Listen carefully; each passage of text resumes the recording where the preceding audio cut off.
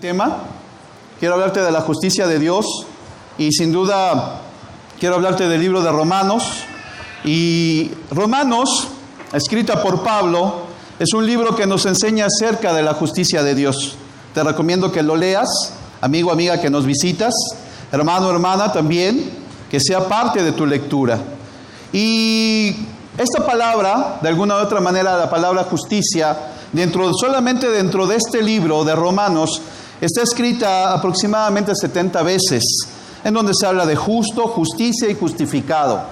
Y es un tema que yo hoy quiero hablarte. Y obviamente también Pablo, un hombre sabio, un hombre usado por Dios, expone, antes de hablar de la justicia de Dios, expone primeramente la injusticia del hombre. Y realmente expone hasta dónde puede llegar nuestro corazón en la maldad. Y de veras hoy, sin duda, pudimos escuchar el testimonio de Guillermo. Y tal vez el testimonio de muchos otros no está tan alejado de lo que hoy vamos a leer. Y vámonos directo a la Escritura. Aquí lo tienes en pantalla, dice: porque la ira de Dios es revelada desde el cielo contra toda impiedad e injusticia de los hombres que detienen con injusticia la verdad. Porque lo que de Dios es conocido es evidente para ellos, pues Dios se lo manifestó. Porque las cosas invisibles de Él, su eterno poder y deidad, se hacen claramente visibles desde la creación del mundo, entendiéndose por medio de las cosas hechas, de modo que no tienen excusa. Porque habiendo conocido a Dios, no lo glorificaron como a Dios ni le dieron gracias, sino que se entregaron a vanas especulaciones y su necio corazón fue entenebrecido. Alegando ser sabios, se hicieron necios y cambiaron la gloria de Dios incorruptible en semejanza de imagen de hombre corruptible, de aves, de cuadrúpedos y de reptiles. Por esto, Dios los entregó en las concupiscencias de sus corazones. Si no le entiendes qué es concupiscencias, es los deseos de sus corazones a la inmundicia, para que deshonraran sus mismos cuerpos entre sí. Estos cambiaron la verdad de Dios en mentira y reverenciaron y sirvieron a la criatura antes que al Creador, el cual es bendito por los siglos. Amén. Por eso, versículo 26, Dios los entregó a pasiones vergonzosas, pues aún sus hembras cambiaron el uso natural por el que es contra naturaleza. Y del mismo modo también los varones, dejando el uso natural de las hembras, se encendieron en su lascivia unos con otros, cometiendo hechos vergonzosos, varones con varones, y recibieron en sí mismos la debida recompensa de su extravío. Y como no quisieron reconocer a Dios, Dios los entregó a una mente reprobada para hacer cosas que no convienen. Estando atestados de toda injusticia, perversidad, avaricia, maldad, colmados de envidia, homicidio, contienda, engaño, malignidad, murmuradores, detractores, aborrecedores de Dios, insolentes, soberbios, jactanciosos, inventores de cosas malas, desobedientes a los progenitores, necios, desleales, sin afecto natural, despiadados. Quienes, habiendo entendido el pronunciamiento de Dios, que los que practican tales cosas son dignos de muerte, no solo las hacen, sino que también se complacen con las que la practican. Pablo, mostrándonos a través de la palabra o de la poderosa palabra de Dios, cómo es el extravío del ser humano, cómo es y hasta dónde puede llegar la injusticia de Dios en nuestras vidas. Y hermanos, de una manera rápida voy a tratar de esquematizarte cada uno de estos versículos para que cada uno de nosotros podamos comprender. Versículo 18, la ira de Dios. Y déjame decirte que la ira de Dios no es tal vez como te la enseñó tu abuelita o tu papá o tu mamá y te dijo te va a castigar. Dios te va a castigar. O no creas que Dios te va a mandar un rayo y te va a partir en pedacitos, o que a lo mejor Dios va a abrir la tierra y te vas a hundir. No es necesariamente esa la forma en la que Dios puede mostrar su ira. Porque realmente, ¿qué es lo que muestra el enojo de Dios? ¿Qué es lo que hace el hombre para que Dios se enoje con la humanidad? O hablándolo de manera personal, ¿qué es lo que yo hago para que Dios se enoje conmigo? Y obviamente la ira de Dios se muestra a través de dos palabritas que venían en este versículo 18. La primera, sí, es acerca de la impiedad. Y la impiedad indica que no tenemos respeto a Dios. Ese es el primer paso por el cual Dios se puede molestar y ofender, porque no le tenemos respeto. Yo creo que todos los que estamos aquí de alguna u otra manera hemos escuchado de Dios, y más los que están en mi edad, o un poquito más grandes, o a lo mejor un poquito más chicos, pero te digo, Dios, tu papá o tu mamá te hablaron de Dios de alguna u otra manera. A lo mejor no te inculcaron una religión, o no fueron de los papás que me dijeron, no, pues que Él escoja, pero a fin de cuentas escuchaste de Dios de alguna u otra manera. Y aparte de impiedad, viene otra palabra, injusticia. Esta injusticia es un fallo moral en relación con Dios, con nosotros mismos y con los demás. En pocas palabras, la tendencia del ser humano es a fallar. Y siempre estamos, perdóname, aquí con mi esposa, ¿no? Y perdóname por esto, y perdóname por el otro, y perdóname por aquello. Porque nuestra naturaleza, ¿cuál es? Fallar. Entonces imagínate, si le fallamos al ser amado aquí en la tierra, pues cuánto más no le fallaremos a Dios. Y obviamente, así es como se muestra la ira de Dios. A través de un abandono, a través de dejarnos decir, a veces nuestros padres, cuando ya hemos rebasado los límites, a veces humanamente, como nos dicen, pues haz lo que quieras. Si eso es lo que quieres para tu bien, si eso es lo que tú piensas que es lo correcto, adelante. Y te dejan, porque te dicen, te educan, te explican, a veces te chanclean, muchas cosas. Y a veces, ¿sabes qué?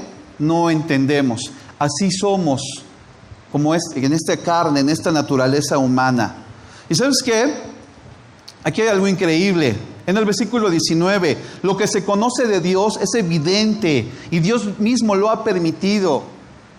Cuando tú vas, y es más, bueno, yo lo veo, yo tengo una mascota y en mi perrito, en mi tortuga, veo la naturaleza de Dios. En las mañanas que el pajarito canta y no me deja dormir, hasta ahí está la naturaleza de Dios. ¿Y sabes qué? Tanto es nuestro pecado, tanto es nuestro egoísmo, que ni siquiera podemos ver las manifestaciones de Dios en todo lo creado, en todo lo que Dios ha creado. El hermano, amigo, esposo, cuñado, padre, madre que tienes a tu lado, es creación de Dios. Y a veces el tenernos unos a otros ni siquiera podemos apreciarnos. ¿Cuánto tenemos que apreciar lo que Dios ha creado? Y es evidente. ¿Y sabes qué? Muchas veces no lo reconocemos por nuestro egoísmo y nuestra dureza. Y asimismo, dice que como seres humanos, en el versículo 20, no tenemos excusa, puesto que todos hemos conocido a Dios. De alguna, de otra manera, todos hemos conocido a Dios. Actualmente estoy estudiando con un joven soltero de 25 años, y de veras me sorprende cuando vamos a las Escrituras y él las lee. Y dice, Marco, ¿esto viene en la Biblia? Porque él fue educado en una casa, como la mayoría de nosotros mexicanos, en donde se practica la religión tradicional. Pero ¿sabes que no leemos la Biblia? No conocemos la verdad. Y de veras es sorprendente cómo él se admira, lo veo en su rostro. Marco, ¿viene esto aquí? ¿Esto dice la palabra de Dios? Eso dice, tú lo estás leyendo. Por eso en los estudios, quienes leen la palabra son ellos, son los estudios, para que ellos mismos verifiquen y comprueben, eso es la verdad, eso es palabra de Dios, y eso es lo que tú estás leyendo, y por lo cual tú te estás admirando. Amén. Y luego continuamos en esa gran lista. Dice, el error de la humanidad, ¿sabes cuál fue el error? No darle el honor y la gloria a Dios, entregándonos a ideas necias. Y el resultado, pues en nuestra mente humana, es quedar oscura y confusa, abandonados a nuestro propio destino, resultado de nuestro egoísmo. ¿Sí? Ahora déjame, bueno, ahorita en esta parte está muy fuerte. El hombre se vuelve idólatra de sí mismo. Jóvenes, ¿cuántas cosas no idolatras? Si los adultos lo hacemos. A veces eso de entrar al Facebook y tener amigos por jóvenes, y bueno, pues las chicas, ¿no? Ponen ahí hombres guapos, ¿no? Y a los Avengers, y imagínate, o sea, Y es algo natural, no tiene nada de malo. Pero obviamente te das cuenta, si no tenemos cuidado de nuestra mente, de nuestras ideas, podemos caer en la necedad. Podemos caer en ese profundo agujero que vamos cavando de manera personal y que después cuesta mucho trabajo salir. Guillermo nos comentaba que cayó en la drogadicción. Y es un hoyo que vas cavando. Puede ser el alcoholismo, pueden ser problemas con la sexualidad, ¿sí? Una sexualidad fuera de control y sobre todo del control de Dios a través de la pureza. Sí, puedes quedar en estas tinieblas y en esta oscuridad. Después, ¿sabes qué? Le quitamos toda la gloria a Dios. Por eso de ahí nace el humanismo. Le quitamos la gloria a Dios y empezamos a alabarnos a nosotros mismos. Y el versículo 22 dice, alegando ser sabios, ¿sabes qué? Nos hicimos necios. Y eso yo creo que es lo peor que el ser humano puede empezar a pasar o puede suceder en su vida para empezar y comenzar a alejarse de Dios. Esta es la etapa más difícil. Reconocernos a todos nosotros. No, yo no necesito de Dios. Y tal vez, hermano, hermana, y sabes qué, amigo que nos visitas, pregúntale a cualquiera de los que estamos aquí. La mayoría no venimos de un hogar en donde nos enseñaron acerca de Dios, ni apártate del pecado, mira, esto es malo. Fuiste aprendiendo por pura misericordia de Dios, porque eso es lo único que yo reconozco en mi vida. Dios me guardó de morir, me guardó de hacer tantas tonterías en mi juventud. Pero ¿sabes qué? Un día tuve que llegar y decir, Dios, yo no te necesito. Yo soy bueno. Yo no me drogo, yo no fumo, yo no soy mujeriego. Y en la semana, ¿sabes qué? Escuchaba el testimonio de una persona diciendo algo similar que a mí me pasó. Porque Dios actúa de maneras poderosas y milagrosas, como dice Guillermo, milagrosas. Y no es coincidencia el estar aquí. Amigo, amiga, que vienes por primera, segunda, las veces que sea, o aquel estudio, aquel que se rehúsa todavía a no creerle a Dios, ten cuidado, porque la necedad nos echa a perder la vida y nos echa a perder nuestros momentos, nuestras etapas, ¿sí? ¿Cuántas mamis no les han dicho a sus hijas, ese muchacho no me gusta para ti? Ay, mamá, pero... Uy, y si el papá fuera, peor tantito. ¿Tú qué sabes de la vida?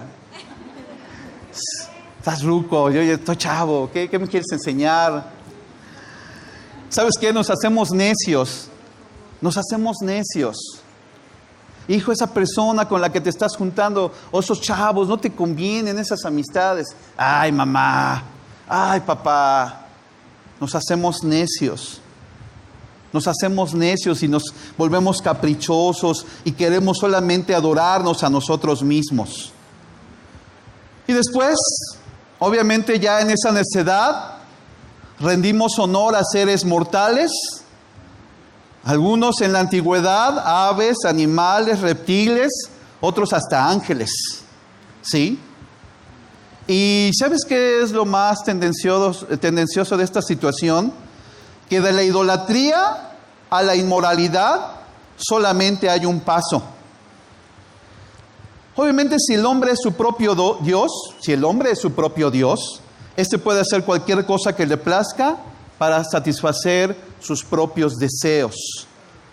Porque dice la palabra en el versículo 24 que Dios nos abandonó a los deseos de nuestro corazón, haciendo cosas vergonzosas, deshonrando nuestros propios cuerpos. Por eso de la necedad, del honrarnos a nosotros mismos a la inmoralidad, solamente hay un paso.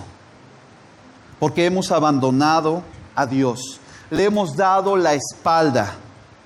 Es bien fácil decir, soy ateo, gracias a Dios. Y justificarnos con un chorro de fundamentos filosóficos. Jóvenes, universitarios, aún solteros. Ya pasó uno por ahí, la verdad. Ya pasamos por ahí. Y viene un buen maestro de estructuras socioeconómicas, un buen maestro, un buen catedrático de política educativa, un buen maestro, un buen catedrático, y te empieza a meter cosas a tu mente. Tal vez no de manera directa, pero sí sutil. ¿Sabes yo qué llegué a pensar de la iglesia? Yo llegué a pensar de la iglesia que sí, definitivamente era un organismo controlada por el Estado para mantenernos apaciguados. Eso llegué a pensar de la iglesia. Eso llegué a pensar de la iglesia. ¿Hasta dónde mi mente puede llegar a ser gobernada por pensamientos necios? Necios. Y precisamente la ira de Dios, no creas que va a llegar y ¡pum!, te va a fulminar. Pues Dios lo quisiera, así lo haría, pero tiene el poder. Pero ¿sabes qué? No lo hace así. Dice que te abandona a tus deseos más vergonzosos, a tus necesidades más aferradas, más arraigadas a tu vida. Y después en el versículo 27 dice, esto es en un proceso de maldad, de perversidad, de egoísmo, de centrarse en uno mismo. Dice que cambiaron la verdad de Dios en mentira, sirviendo y reverenciando a las cosas creadas por Dios, pero no al Creador. Y después dice, tan necio es el corazón del hombre que se ha entregado a las pasiones más vergonzosas. Mujeres con mujeres y hombres con hombres. Hermanos, ¿qué es lo que estamos viendo ya en la sociedad? Hay plazas, centros comerciales, en donde casi vas con tu esposa, con tus hijos, volteas para acá y acá hay unos, y volteas para acá y acá hay otras parejitas de hombres, de mujeres. Y escogen ciertas plazas, ciertas comunidades, ciertos lugares para reunirse. Y se besan y se abrazan. O sea, dices, esto no es posible. Pero ¿sabes qué? Esto es el resultado de que el ser humano ha abandonado a Dios. La ha dado a la espalda y se ha llenado, se ha hinchado de tanto orgullo y terquedad que Dios no existe. Dios no existe. No necesito de Dios. Tan necio es el corazón del hombre, hermanos. Y luego más adelante dice, la humanidad pensó que era una tontería reconocer el poder y la soberanía de Dios, que Dios lo abandonó a sus tontos e ignorantes razonamientos, comenzando a hacer las cosas que jamás deberían hacerse. ¿Sabes qué, hermano? Tú puedes decir, bueno, pues, qué especial es escuchar esto. Pero ¿sabes qué? Déjame decirte que ninguno de nosotros estamos exentos en caer en nuestras necedades. ¿Qué tal tu orgullo? ¿Qué tal mi orgullo? Yo todavía recuerdo, y eso es bien latente en mi vida, en un tiempo discipulado, créeme, me puse tan necio que delante de mi esposa y de mis discipuladores, crucé los brazos y dije, ya no quiero que me digan nada. O sea, nadie tiene la razón más que yo. Así de plano, ¿eh? Ya después Dios me puso en mi lugar y me avergonzó y con mucha humildad fui a pedir perdón. Pero sí, me puse así primero en la casa ni era mía, era de mis discipuladores. Ya eran altas horas de la noche, ya era la madrugada y yo en mi terquedad. ¿Y sabes qué? Todavía en una acción crucé los brazos. Háganle como quieran. Háganle como quieran. ¿Sí? O sea, hermano, hermana, nadie aquí está exento. ¿Por qué voy a servir a Dios? Tantos años que le he servido. ¿Por qué? ¿Para qué? Si es que si no me dan el puesto, el rol que yo quiero, yo no voy a servir a Dios. ¿Sabes qué, hermano? Yo eso lo aprendí ¿sabes qué? Déjame decirte algo increíble. Mi esposo y yo vamos a cumplir ya 15 años en la iglesia. ¿Sí? 15 años este 30 de mayo, si Dios nos lo permite, y otros tantos que vivimos de forma religiosa, pero que sin duda la misericordia de Dios se mostraba en nuestras vidas. Vamos a cumplir casi 29 años. Y algo que he aprendido en mi vida con Dios es que yo no voy a llegar a sentarme y a calentar un lugar cuando Dios me ha bendecido en gran manera, que yo tengo que entender que soy un esclavo de Jesucristo. Mi vida es útil y servicial mientras pueda respirar, pueda ver, pueda caminar. Mi vida tiene que ser de utilidad para mi Dios. ¿Sabes qué? Déjame decirte, la lista no acaba aquí. Es tremendo lo que la mente humana puede llegar a pensar y a desviarse de nuestro Dios. Pablo sigue diciendo en esta lista un sinnúmero de atrocidades, resultado de la lejanía con Dios. Dice que están atestados de toda injusticia. Imagínate, llenos, atiborrados de tanta injusticia. Perversidad. ¿Qué es la perversidad? Dice que causa daño intencionalmente. Hacen las cosas con malicia. ¿Cuántos hermanos hay que hacen las cosas con malicia, con maldad? Para ir y hacerlo pecar y ahí provocarlo. Maldad, colmados de envidia, homicidio, contienda, engaño, malignidad, que son conductas maliciosas, murmuradores, detractores, aborrecedores de Dios, insolentes, soberbios, jactanciosos, inventoras de cosas malas, desobedientes a los padres, necios, desleales, sin afecto natural, despiadados. Hermano, hermana, analízate. ¿Cuántas de esas cosas, aún diciendo que eres un discípulo o una discípula de Jesús, todavía estás practicando en tu vida? Y después dice que aún entendiendo que son merecedores de la muerte quienes practican tales cosas, o sea, todavía la gente entendiendo que se merecen lo peor, y aún hay quienes dicen, yo sé que me voy a ir al infierno. Así lo dicen. Y es claro, aún entendiendo esto, dice que incitan a otros para que también las hagan. ¿Sabes qué, hermano? Pablo está exponiendo cuál es la injusticia del hombre. Esta es la injusticia del hombre. Pero sin duda, cuando nosotros podemos apreciar la justicia de Dios, es cuando Dios trae esperanza a nuestras vidas. Y esto es a lo que yo quiero llevarte, amigo, amiga, hermano, que hoy estás aquí reunido, que tú puedas entender, nadie estamos exentos de alejarnos del poder, de la autoridad y de la soberanía de Dios. Nadie. Por eso tenemos que cuidar fielmente nuestra mente, nuestro corazón, nuestras intenciones, y no tenemos que apartarnos de la palabra de Dios.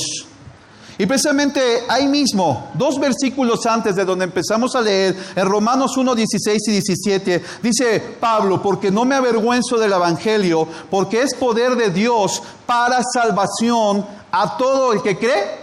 El que cree. Para todo el que cree es ese poder de salvación en sus vidas. Dice que primeramente al judío y después al griego. Aquí no es una cuestión de dos razas, porque Cristo unió a todos los pueblos en sí mismo. Nos hizo uno solo. Así que solamente es un orden, porque obviamente Jesús vino a los suyos y no les recibió. Y al no querer aceptar el mensaje, lo empezó a repartir entre gente como nosotros, que no venía de una raza. ¿De acuerdo? Entonces, hermanos, ese poder de Dios se muestra a través de su evangelio. ¿Para quiénes? Para salvación a todos los que creemos. Amigo, ¿qué necesitas? Creer. Hermano, hermana, ¿qué necesitamos? ¿Creer? Ya creemos. Ahora esa fe tenemos que acrecentarla en nuestras vidas a través de accionar su poderosa palabra en todo lo que haces. Tu trabajo, tu escuela, ¿sí? Tus estudios, en tu hogar, tu matrimonio, tus hijos. Ahí es donde debes demostrar el crecimiento espiritual de ese poderoso evangelio, ¿sí? Que puede darte la salvación.